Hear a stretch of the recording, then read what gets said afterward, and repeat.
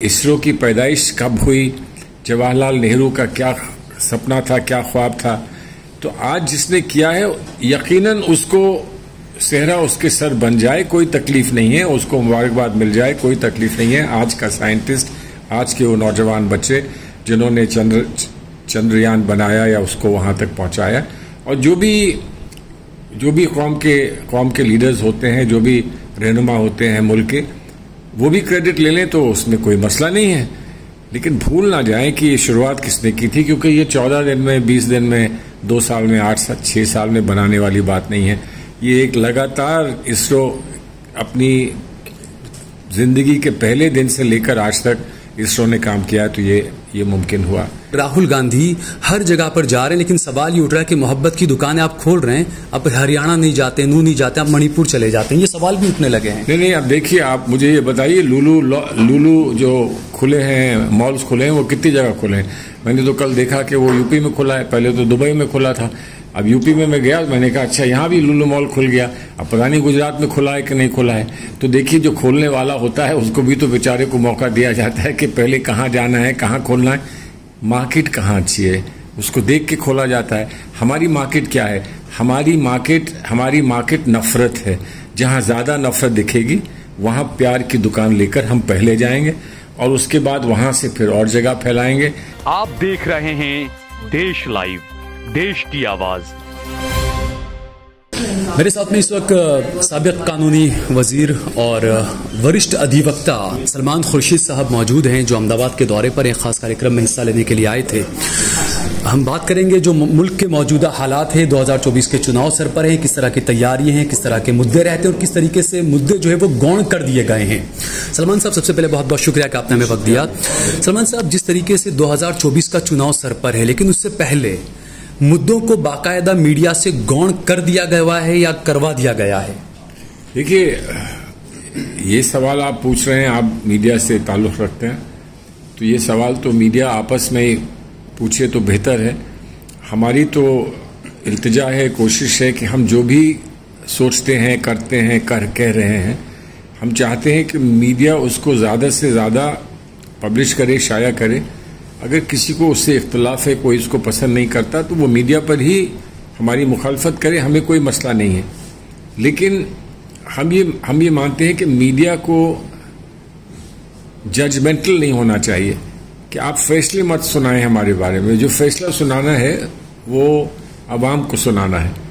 आपका जो फर्ज है और जो आपका हक है, अधिकार है, वो है कि आप जो भी फैक्ट्स हैं, जो भी कहा जा रहा है, सोचा जा रहा है, उसको पेश कर दें अवाम के सामने और कहें कि फलां ने ऐसा कहा, फलां ने ऐसा कहा, आप तय करिए किसने बेहतर कहा।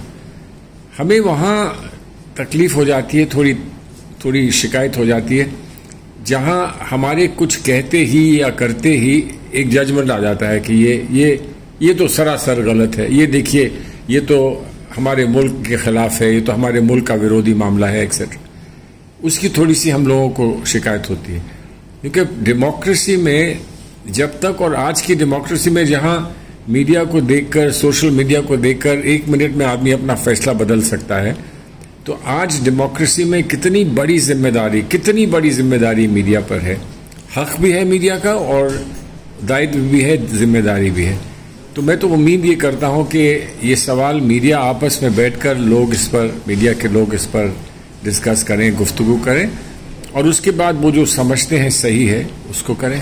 दूसरा, 2024 चुनाव से पहले कई मुद्दे ऐसे लाए गए, और खासकर हमने देखा 2014 के बाद की अगर बात करें तो पूरा डिस्क्रिमिनेशन हर तरफ नजर आ रहा है, हिंदू मुस्लिम, इसके अलावा कोई मुद्दे कहीं पर भी नहीं है। अगर हमारे देश के साइंटिस्ट कुछ करते हैं, कुछ उपलब्धि हासिल करते हैं देश के लिए, तो उसको भी एक महापुरुष के साथ में जोड़ दिया जाता है। वो देखिए, मुझे तो ताज्जुब इस बात का है कि चंद्रमा पे भेजा गया, चांद पर चंद्रयान भेजा गया, लेकिन अभी तक मैंने ये नहीं सुना कि हमारे यहाँ कोई ऐसा बड़ा शख्स है जिसने चांद को पैदा किया है। ये भी हो सकता था कि चांद हमारा बनाया हुआ है और उस चांद पर हमने खिलौना भेजा है, ये भी हो सकता था। लेकिन बहरहाल ऐसा अभी नहीं कहा गया है, अभी ऐसा नहीं कहा गया है, अभी तो चांद सभी का है। लेकिन जैसे चांद पर जाने को जिस तरह से सेलिब्रेट किया गया कि हिंदुस्तान ने चांद पर अपनी छाप लगा दी है। देखिए, छाप तो वहां औरों की पहले से लगी थी, और ये हिंदुस्तान की छाप माइनस कांग्रेस पार्टी तो नहीं है। जहां इसरो की पैदाइश कब हुई, जवाहरलाल नेहरू का क्या सपना था, क्या ख्वाब था, तो आज जिसने किया है यकीनन उसको सेहरा उसके सर बन जाए, कोई तकलीफ नहीं है, उसको मुबारकबाद मिल जाए, कोई तकलीफ नहीं है। आज का साइंटिस्ट, आज के वो नौजवान बच्चे जिन्होंने चंद्रयान बनाया या उसको वहां तक पहुंचाया, और जो भी कौम के लीडर्स होते हैं, जो भी रहनुमा होते हैं मुल्क के, वो भी क्रेडिट ले लें तो उसमें कोई मसला नहीं है। लेकिन भूल ना जाएं कि ये शुरुआत किसने की थी, क्योंकि ये 14 दिन में, 20 दिन में, 2 साल में, 6 साल में बनाने वाली बात नहीं है। ये एक लगातार इसरो अपनी जिंदगी के पहले दिन से लेकर आज तक इसरो ने काम किया, तो ये मुमकिन हुआ। लेकिन बात यह है कि अच्छाई तो सब ये लोग अपनी मानते हैं, बुराई जो हो जाती है वो किसी और के सर डाल देते हैं। तो जो भी हिंदुस्तान में गलत होता है, अगर सैलाब भी आता है तो कहते हैं कांग्रेस ने कुछ इंतजाम नहीं किया इसलिए सैलाब आ गया। मतलब पहाड़ गिरने लगे तो कांग्रेस की शिकायत है कि कांग्रेस ने ठीक से पहाड़ों की देखरेख नहीं करी, और अगर कुछ अच्छी बात आती है, वहां से साफ सुथरा पानी निकल के आता है तो कहता है देखो हमने कितना अच्छा पानी दिलवाया। तो ऐसे हिंदुस्तान में, डेमोक्रेसी में, आप आगे के अपने फैसले करने के लिए लोगों को एक सही मटेरियल दें कि वो सही फैसला कर सकें, पहली बात। दूसरी बात यह है कि जब ये बात आती है कि कांग्रेस पार्टी, ये लोग कहते हैं कि कांग्रेस पार्टी हिंदुओं के खिलाफ है।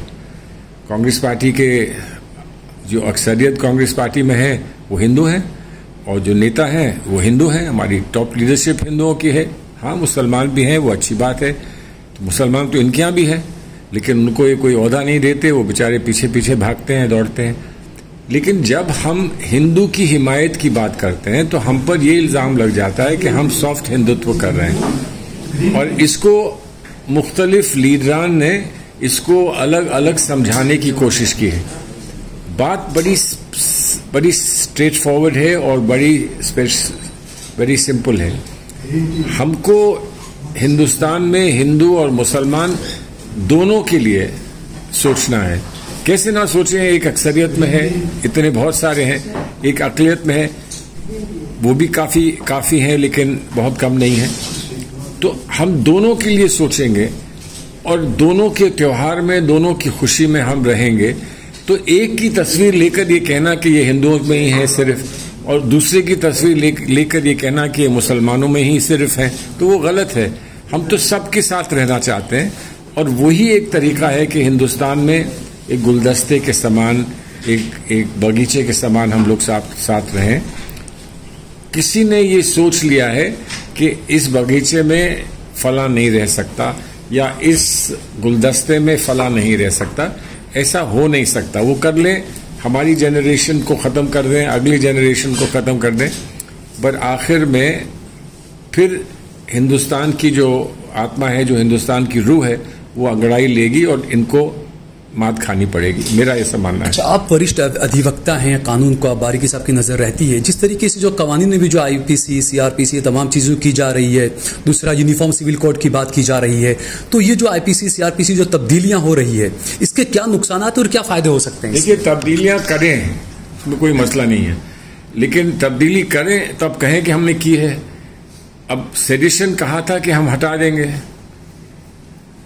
अब सेडिशन से ज्यादा सख्त कानून उसी जगह पे डाल दिए जहां सेडिशन था। तो ऐसी तब्दीली क्यों कर रहे हैं? अगर तब्दीली करना ये चाहते थे कि हम सेडिशन को और सख्त करेंगे, तो वो वहां पे जहां सेडिशन था उसी में अमेंडमेंट कर देते। अब सब लोगों की किताबें, सब लोगों के फाइल, सब लोगों की समझ, सब लोगों की पढ़ाई, सब कुछ दरकिनार करके और नए कानून बनाकर उसी चीज को कहीं और लिख देंगे। तो आज अब मैंने तफसील से अभी नहीं देखा है, लेकिन झूठ और फरेब के लिए 420 कहा जाता था, और वो मुहावरा भी बन गया है और उसकी फिल्में भी बनी 420 की। तो अब 420 की जगह 180 आ जाएगा तो कैसा लगेगा? तो उसमें हिंदुस्तान का क्या फायदा होगा कि 420 ना लिख के 180 लिखेंगे। जब भी बहस करेंगे तो जज कहेगा अरे आप क्या कह रहे हैं, 420 तो खत्म हो गया, कब का 180 है। हाँ आई एम सॉरी 180 है। इसकी क्या जरूरत थी? कानून में परिवर्तन किए जाते हैं कानून को इम्प्रूव करने के लिए। जो आपके एक्सपीरियंसेस रहते हैं, जो आपके तजुर्बे रहते हैं, उनको कानून में स्टैट्यूट में डालने के लिए। अब आपने आईपीसी रखा है, नाम बदल दिया है आईपीसी का। तो अब जो हमने बचपन से सीखा है आईपीसी किसको शिकायत थी आईपीसी से? मुजरिम तक को तो शिकायत नहीं थी। अब आईपीसी को बदल देंगे, उसका कुछ और नाम रख दिया है, एविडेंस एक्ट का कुछ और नाम रख दिया है। अगर कोई तर्जुमा करना चाहता था आईपीसी का तो वो तर्जुमा कर सकता था, तर्जुमे तो अवेलेबल थे। तो अब वो नाम बदलने की जरूरत क्या पड़ी कि अब वो हिंदी में नाम डाल दिया, तर्जुमा कर उसका तर्जुमा करेंगे और इंग्लिश में नाम फिर ले लेंगे। तो इतना कंफ्यूजन पैदा होगा। कानून सिंपल होना चाहिए, आसान होना चाहिए, और कानून जो है वो सर्टेन होना चाहिए। ये 3 चीजें हैं जो कानून में हमेशा रखी गई हैं। आखिरी 2 सवाल, 2024 के चुनाव को आप किस तरीके से देखते हैं? इंडिया एक नया फॉर्म किया गया, 2024 का चुनाव कितना मुश्किल है, कितना आसान होगा कांग्रेस के लिए? ये पुराने इंडिया के लिए एक नया इंडिया आया है। तो a new India is born, जैसे कहते हैं ना कि एक नए इंडिया की पैदाइश हुई है। लेकिन है ये पुराना इंडिया, सच्ची बात है, ये पुराना इंडिया है।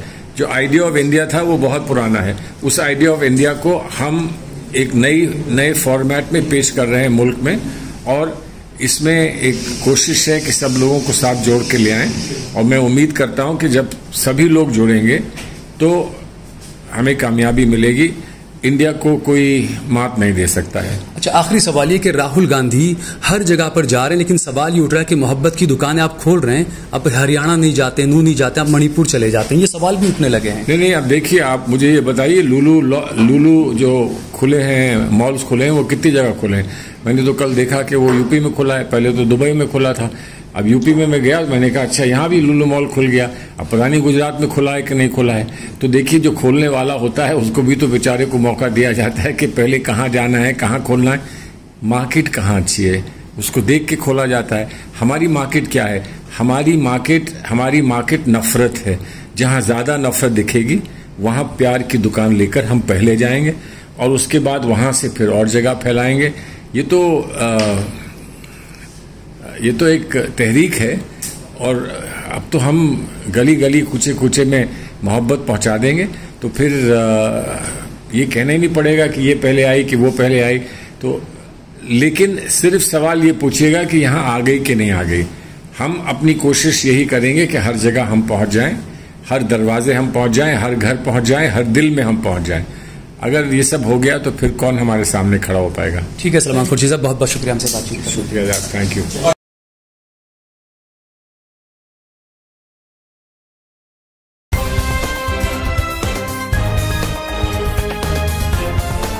देश और दुनिया की तमाम छोटी और बड़ी खबरों के लिए हमारे चैनल को सब्सक्राइब करना न भूलें और बेल का बटन जरूर दबाएं।